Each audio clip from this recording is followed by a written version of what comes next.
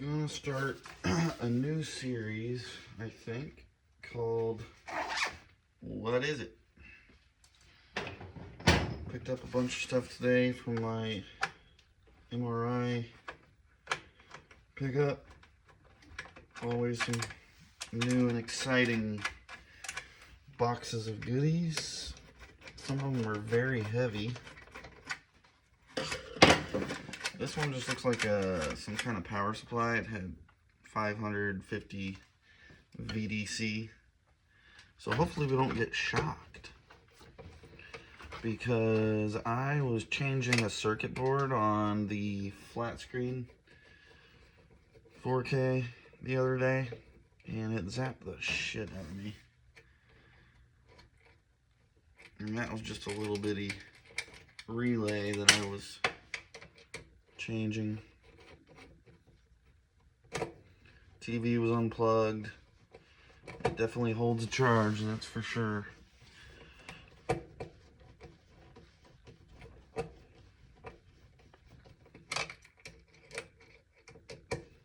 Hopefully whatever charge is left in this has dissipated. Danger. This one says caution, it doesn't say danger. Properly insulated meters and scope insulators. Ugh, I don't know if this is properly insulated.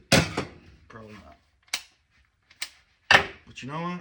We're gonna give it a shot.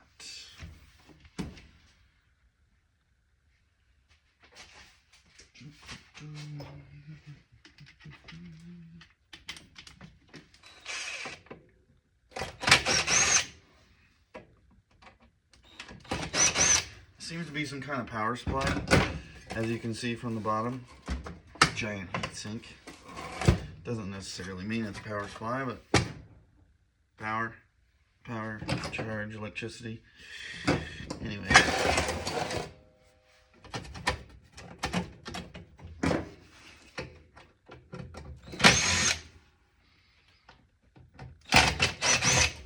This says bad, will not rotate. CEF. No idea what that stands for. Alright. Let's start testing. I don't know if this is going to insulate me from anything. Just kidding. Just kidding, folks. Let's just, caution can cause shock, burns, or death. Okay. All I did when I got shocked on the circuit board is I just fucking touched it. So let's just make sure we touch about everything we can.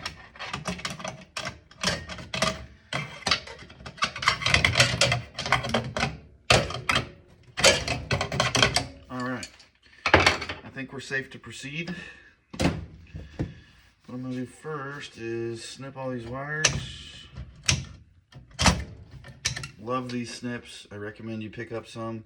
Don't get the Harbor Freight snips. They suck. Do not last long at all. These are from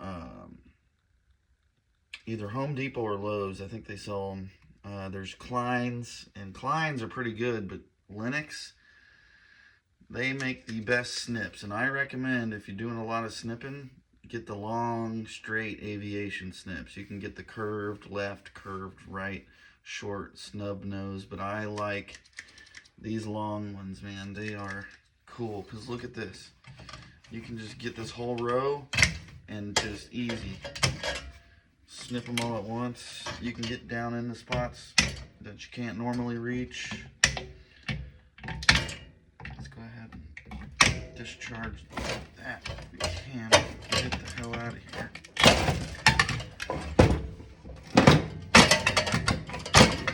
Giant capacitor. Okay.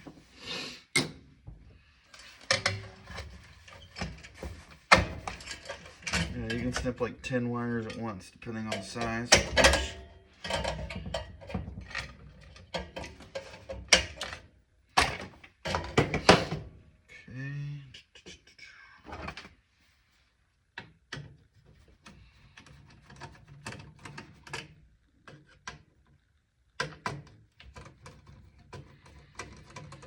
Nothing particularly exciting on this top board. That may change the deeper we go.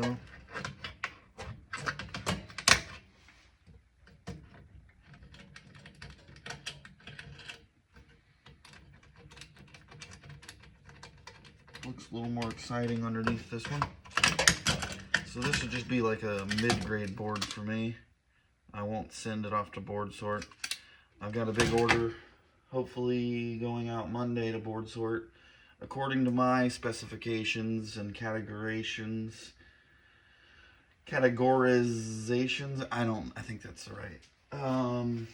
If I get 100% of the boards categorized correctly, I'll come out with $1,300 with about a $200 shipping cost. So net $1,100. Of course, they may downgrade. I kind of went on the upper end of the echelon of what I thought it was instead of underdoing it. Shoot for the moon and hope for the best. But they may upgrade some of them. You know, I did one box. I feel like I probably should have gone back and just downgraded some of it. But hey, I'll leave it up to the experts. They said do the best you can. So we'll see if my $1,300 invoice comes back anywhere near. I believe it will, because I'm putting in boards that are better than this one. High telecom and some gold CNC boards. I think I did one box of high peripheral, and the others were, like I said, high telecom and gold finger cards. So should be a good payout. I recommend using heavy duty boxes if you're going to be shipping anywhere near 50 to 70 pounds. Like the limit I think is 70 pounds at the post office on certain size packages. And I think my shipping cost, I think I've figured it out, it's going to be around 80 cents a pound. Hopefully that holds true, because yeah, if I can keep it under 85, 90 cents a pound, especially under $1 a pound, it's going to be pretty good profit, because I'm not paying for these boards. I get them for free. I've offered to pay, but I tell them I'll bring a big bin, you put them in the bin, I'll pay for them. If I have to dig them out of the dumpster, I'm not paying for them. So you know what they've been doing, putting them in the dumpster. Oh yeah, for free, for free. Alright, I need to get a different bit. 1 second. Please be the right one. Yes, sir.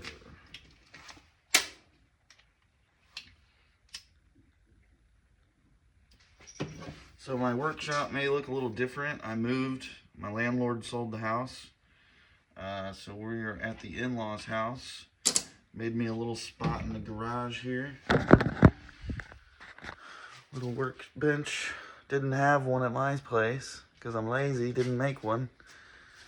Here's my boxes. I got 1, 2, 3, and a little box. Gonna sell those. And then I got more stowed away. Check this board out. Holy. High telecom or low telecom, the way it sits. Gold pins. Do I need to take these off to get high telecom? Because that's a bunch of dead weight. Other than that, there's no dead weight other than the connectors, but those are gold. So I took the little transformers off, no batteries. But I'm pretty sure if I don't have to take the red things off, but if I take these off, high telecom, I mean, is that populated enough? I think so. And of course the little brackets in the middle. But man, check out this, where'd it go? Check out the freaking gold band crystal oscillator that came off of here. Look how big that thing is. That's as big as my damn finger. See that? That's probably the biggest one by weight. I've seen some that are about 1.5 inches long, skinny. But that sucker's big, man. I'd like to find me some more of those. Put you back up in the holder here. Hopefully this bright light is adequate.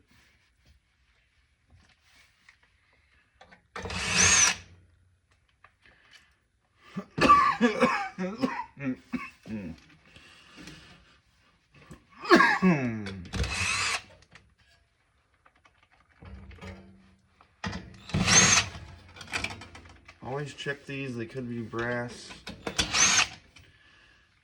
These big pin, riser, holder, whatever you want to call them. Especially on this high-end equipment.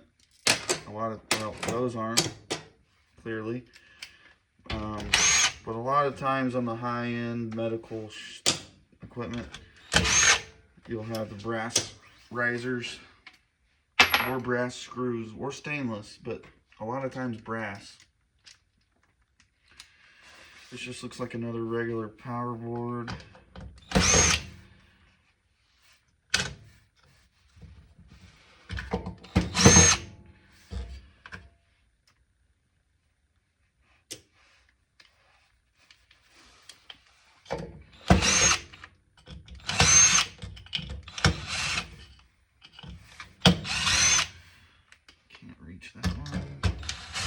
Reach that one.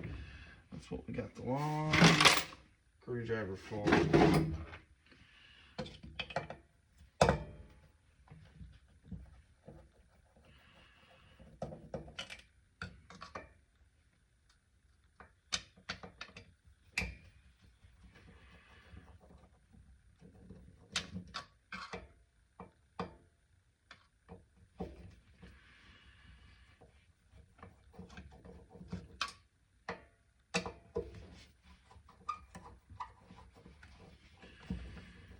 Yeah, it was slowing down. It's kind of a slow time of year near the holidays. So it's been pretty slow for me. Just went to the yard and got a $700 cash out from, you know, copper and brass and stuff that I've been storing up on from the past couple weeks. And I was like, man, I'm not going to get any calls. And then out of nowhere, just when I was like, maybe I should just take a day and do whatever, I get like 7 phone calls. I'm like, jeez, never fails. But that's, hey, that's the name of the game, right? I know some of us struggle. You know, when times are good, and when times are tough. It's slow. You know, whether you get injured or just scraps not coming in, you know, you're not getting phone calls or not finding anything on the road if you're doing it that way. That's how I started. But I had to expand, you know, just wasn't making enough going out and finding stuff on the road. So I went to businesses and started working some deals with the businesses. And it really took off from there. Even then, you can have slow times when the businesses are slow, or if you lose a contract for whatever reason. I've had contracts dry up, change hands, miscommunications, people trying to rip you off, people think you're ripping them off even though you're not.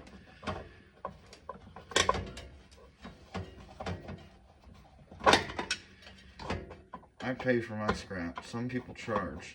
That's just goes by the area or how you do your thing or how other companies do their thing.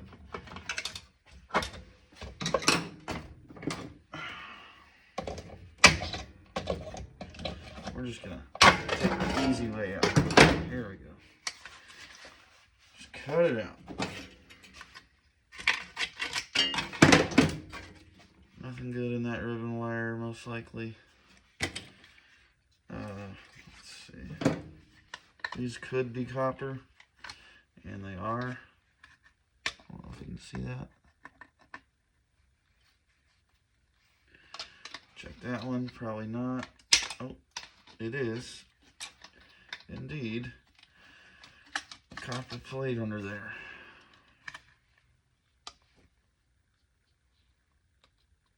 There you go, you can see it.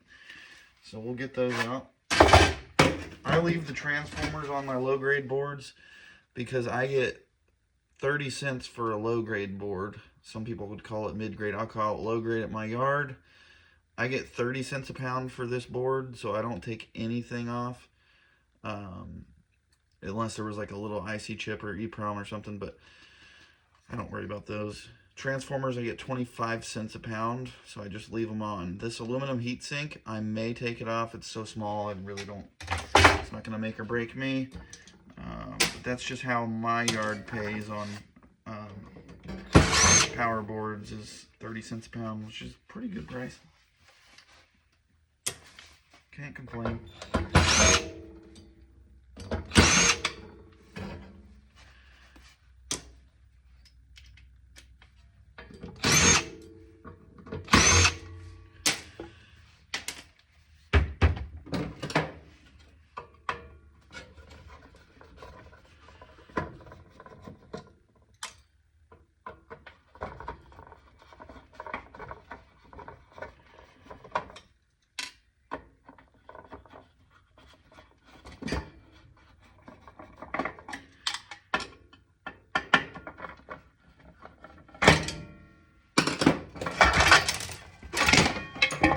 Big capacitors, heat sink, beautiful. And then that board, I'm just gonna leave it on there because it's not that much weight. There's nothing on it special. Just gonna throw that in the shred. So that was, let's see if there's a name on here. Allen Bradley, just a power box of some power supply, I guess. Power controller, I'm not sure exactly if you know exactly what it is. Post it down in the comments. See if we can pick anything off this board. I really don't want to mess with it. Let me know what that would go as to board sort. I'm thinking if this row wasn't here, it would go as high telecom if I pick, you know, all these off. Leave everything else. You know, I can get these little clips off. Just clip them here. Get this, you know, get as much junk off of it as I can. Hopefully that'll help.